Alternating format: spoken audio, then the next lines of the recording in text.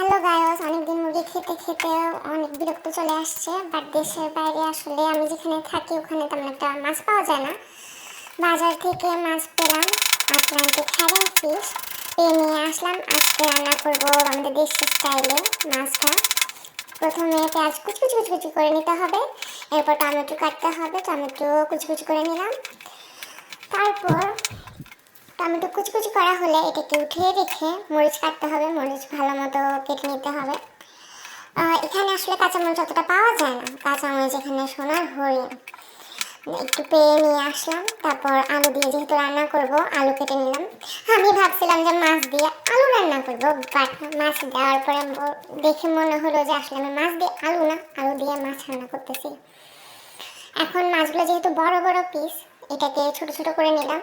আমি বুঝতে পারিনি যে চুলায় দিলে এটা আরও সিম করে ছোট ছোট হয়ে যাবে। চুলায় প্যান দিলাম, তারপর মাছের তেলটা ইউজ করলাম, যেহেতু মাছটা তেল আর লবণ দিয়ে সব করা ছিল মাছের তেলটা ইউজ করলাম। সাথে আমাদের খাওয়ার তেল দিয়ে দিলাম। এরপরে পেঁয়াজ দিলাম। পেঁয়াজটাকে ভালো করে একটু ভাজতে হবে, যেহেতু বাইরের দেশের পেঁয়াজগুলো একটু মোটা মোটা হয় আর একটু মিষ্টি মিষ্টি।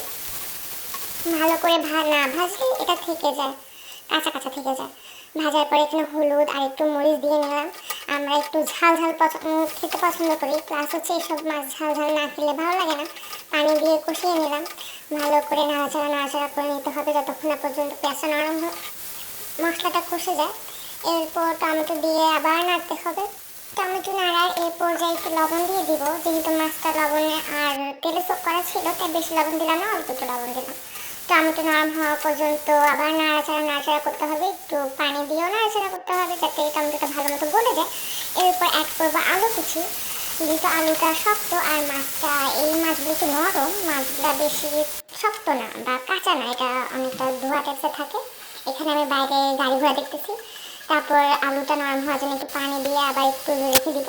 তারপরে মাছ একটু নরম হয়ে আসলে মাছের পিসগুলো দিয়ে দিলাম। মাছের পিসগুলো এখন দেওয়ার পরে আর একটু নাড়াচাড়া করবো। মাছগুলো যেহেতু নরম আর প্লাস আমি অনেক ছোটো ছোটো করে কেটেছি, তাই এটা হতে বেশিক্ষণ লাগেনি, প্রায় 10-15 মিনিটে মাছ প্রায় হয়ে আসছে। হওয়ার শেষে আমি একটু টমেটো কুচি, বাকি টমেটো কুচিটা দিয়ে নিলাম, সাথে কাঁচামরিচগুলো দিয়ে নিলাম। যেহেতু এই কাঁচামরিচগুলো একটুও ঝাল নেই, জাস্ট ফ্লেভারের জন্য দেয়া আর একটু মনের শান্তি, যেহেতু আমরা রান্নায় সবসময় কাঁচামরিচ ইউজ করি, এখানে তার পাবো না তাই দেয়া।